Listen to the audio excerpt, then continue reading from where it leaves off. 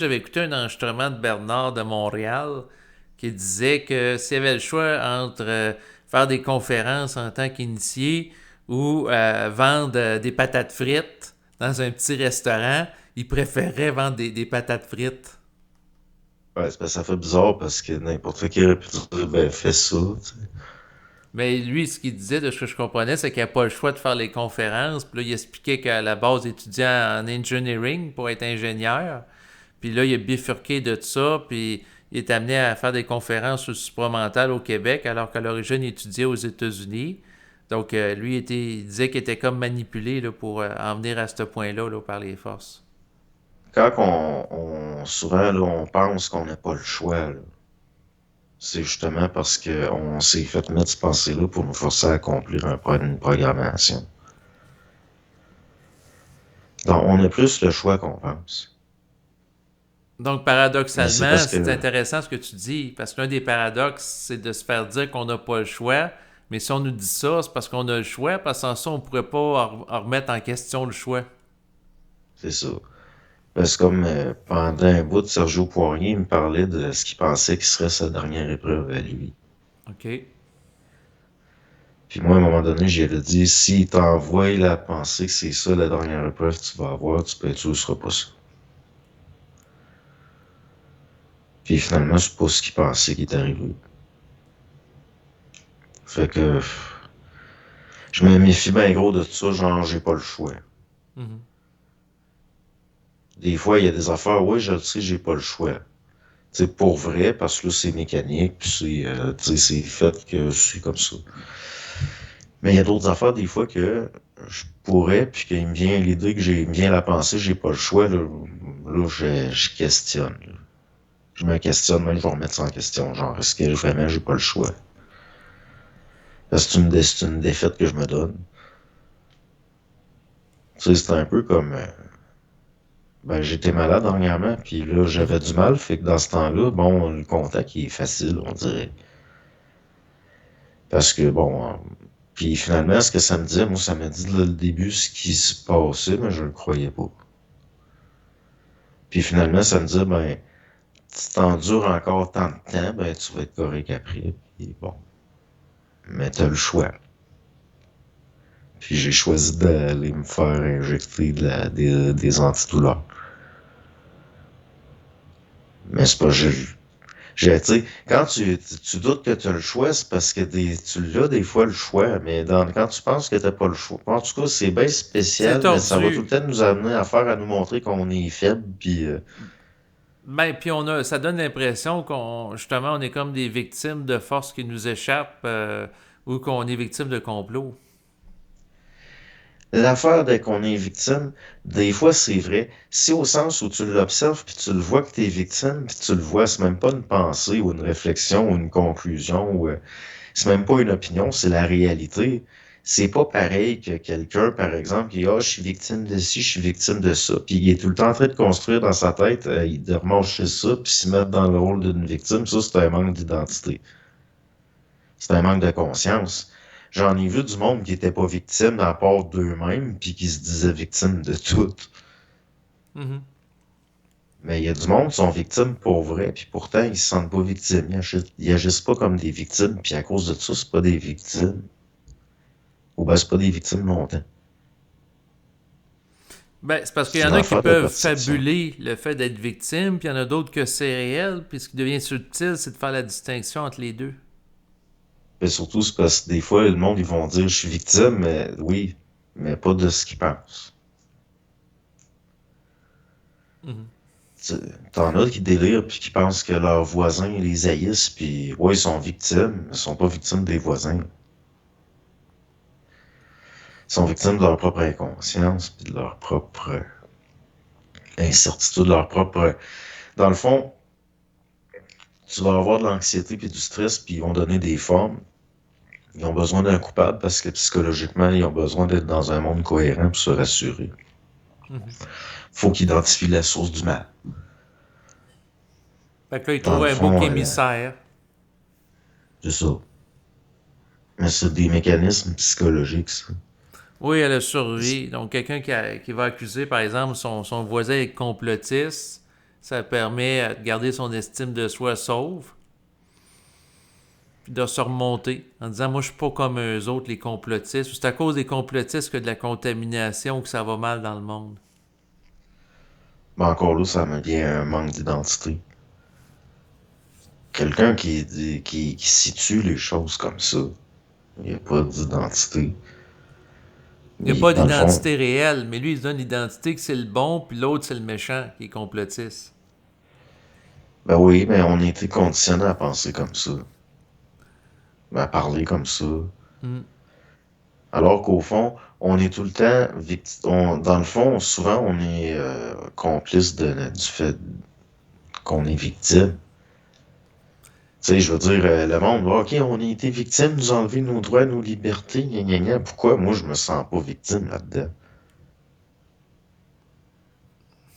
Tu sais, je trouve ça injuste, puis je trouve que les gens sont victimes de. Mhm.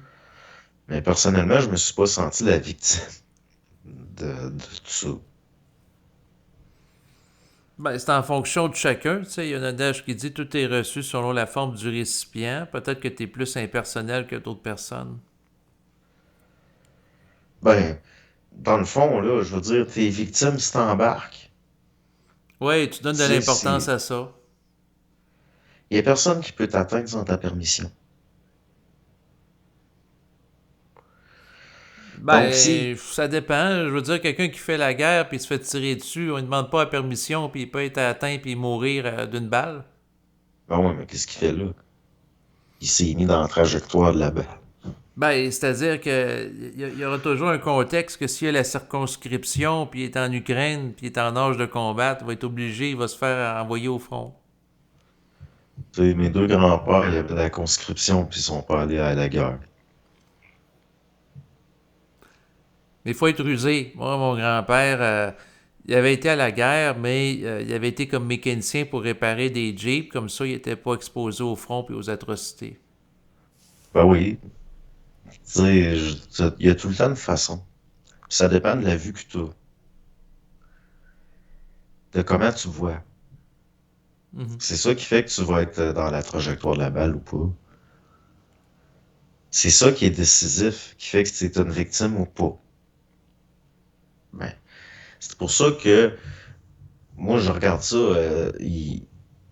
Regarde ce qui se passe au Moyen-Orient en ce moment. Tout le monde est soit d'un bord ou de l'autre, mais il y a les gens qui sont pour la paix puis qui veulent une paix,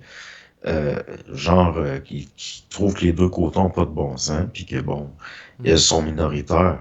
Et ils vont tout le temps être minoritaires. Mhm. Je veux dire, pour faire une guerre, ça prend du monde qui dort. Ça prend une première gang qui dort, puis après, une autre gang qui est obligée de se défendre, puis là, à force de te défendre, tu t'endors. Fait que là, ça fait une guerre que c'est comme un gros cauchemar. Mais ceux qui sont vraiment réveillés, d'habitude, ils vont pas être guerre, dans le sens que Ils ils sont pas vont quitter le polarisés territoire d'un avant. camp ou l'autre, là. Ouais, mais souvent, ils vont être plus lucides, donc ils vont voir venir d'avance. Mhm. C'est pour ça que c'est l'affaire, c'est la vue que tu as. Tu sais, je veux dire, le gars qui est victime, qui reçoit une balle, ben, c'est lui qui s'est mis là. Puis si on prend l'enfant qui est situé présentement là, par rapport au conflit là, entre Israël et Hamas, donc si l'enfant il est dans la bande de Gaza, il habite proche d'un endroit où on dit qu'il y a un terroriste, puis là il joue là, puis Israël attaque le bâtiment, il envoie un missile, puis là il y a les gens qui sont à proximité, que ce soit des femmes ou des enfants, sont tués en même temps. Est-ce qu'on va dire à l'enfant qui a 5 ans qui joue dehors Non, c'est pas pareil, là. qu'il manque de vision? Ben non, c'est pas pareil, là. Là, t'as une vraie victime. Puis si C'est on, le- vraiment différent. OK. Puis si on le prend sur le plan métaphysique, André Moreau, le philosophe jovialiste, avait déclaré il n'y arrive un homme ce qui lui ressemble. Si on traduit ça par rapport à l'enfant, est-ce que la synchronicité a fait que du destin de l'enfant, c'était être au mauvais endroit, au mauvais moment, qui fait qu'il est mort dans une frappe de missile? Pas ça, on est ça des rationalisations, tant qu'à moi. OK.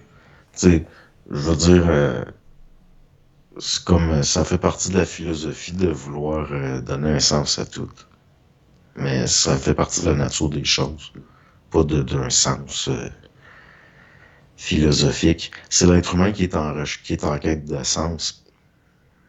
Mais le monde, lui, ça va au-delà de ça. C'est une affaire de nature et de mécanique. Parce qu'il dit aussi, il n'y a aucune injustice sur Terre. Mhm. Bon, ben, il y en a de l'injustice. Il y en a beaucoup. Mais on peut pas dire qu'il y en a pas. Dans le sens que tout serait... non, non. Lui-même, il était... en tout cas, tu sais, je veux dire, on a tout... Il nous arrive toutes des...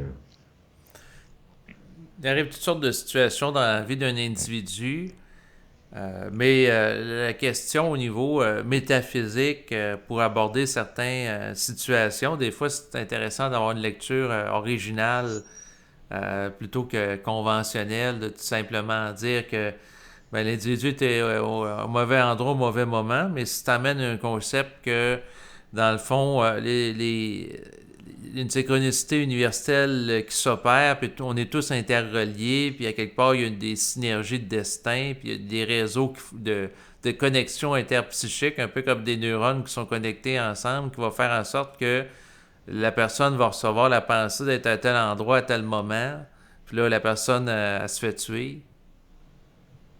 Ouais. Ben, là,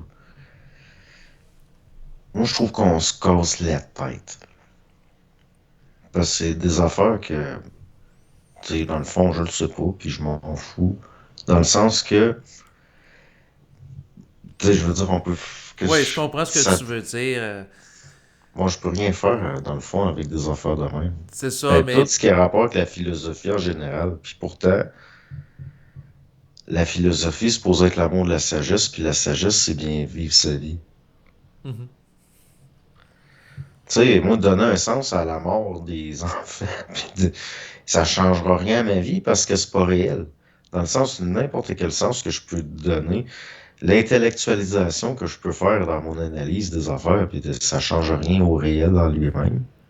Non, je comprends. Ça amènera pas, ça va pas ressusciter l'enfant, ça le ramènera pas à la vie. Il est mort, il est mort. Par contre, dans la Hein? tête des parents que l'enfant il est mort, si les parents adhèrent à la croyance parce que l'enfant n'a pas été fin dans une autre vie, puis là c'est le karma qui est liquidé, peut-être qu'ils vont dire ouf, ça va créer un rééquilibrage énergétique. C'est une façon de... C'est là qu'on voit que l'être humain il est psychologique puis qu'il est faible parce que il a besoin de faire des tours de passe-passe psychologiques pour désalourdir des affaires puis les justifier. On voit ça dans bien des cultures. Souvent, un enfant va mourir, puis là, c'est la volonté de Dieu. Mhm. C'est ça, ça s'appelle l'altruisme. Dans le sens que, bien évidemment, dans le sens que tu me sors quelque chose qui est omniscient puis omnipotent, puis tu me dis, ah, c'est à cause, puis qui englobe tout, tu dis, ah, c'est à cause de, ben oui, ça change quoi, là? Non, c'est sûr que ça ne ramènera pas l'enfant, par exemple, qui est décédé à Ben, la c'est pour vie. des raisons psychologiques. Mm. C'est pour se décharger. Tu sais, c'est un peu ça, là. C'est une façon de décharger un trop-plein. Parce que justement, au niveau psychologique, ça fait des congestions. Parce que, tu sais, tu viens que tu te dis, je comprends pas pourquoi, puis pourquoi. Tu sais, quand quelqu'un est rendu à pleurer, il va dire pourquoi. Ça, c'est parce que le réel, c'est pas psychologique, là. Mhm. Il y a une congestion. L'émotion, puis c'est pas l'intellect qui va gérer ça. Fait que, mais il y a quand même une tentative de pourquoi. Mais ça exprime tout, ça. Ça exprime à quel point l'être humain veut rationaliser quelque chose qui est pas fait pour être rationalisé par son intellect. Mais est-ce que tu dirais que c'est mieux d'être vécu d'une manière brutale et directe dans le sens que la personne constate l'enfant est mort, un peu comme le Doc Mayhew, la personne est morte, c'est fini, oubliez ça, les affaires de spiritualité, de karma, d'ange, puis non, non, l'enfant ne devient Voilà. pas un petit ange après, là, il est décédé, il est dans le néant. Ben là, c'est pas, je trouve tout aussi, ben, il peut pas être dans le, la notion de néant fait qu'il peut pas être dans le néant. Ben, je veux dire, il est plus. Dans le sens, il va dire, Ouais, c'est ça. quand il est mort, c'est fini. Il dit, lâchez-moi que la vie après la mort, puis que ça devient des petits anges, des Ben enfants qui là, sont parce morts. que là, à ce niveau-là, ça, c'est aussi stupide, je trouve. Parce que, tu sais, selon les lois, Mhm. puis là, c'est des lois naturelles, puis bon, l'énergie, ça disparaît pas, ça se transfère. Puis quelqu'un qui est vivant, au niveau, juste ce qui se passe au niveau du noyau de ses cellules, c'est incroyable.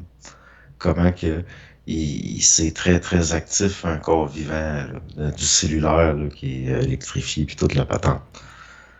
Puis là, ça s'éteint, boum, d'un coup. Il y a tout un corps qu'on voit pas, mais où on peut voir d'une certaine façon avec au niveau de certaines mesures. Admettons que par un programme d'ordinateur, tu enlèves tout ce qui est dense, puis pour afficher juste l'activité électrique cellulaire, puis ben, il y a quelque chose qui est allé quelque part. Je veux dire, ça ferme d'un coup. C'est un peu comme quand tu éteins une ampoule électrique. Mhm.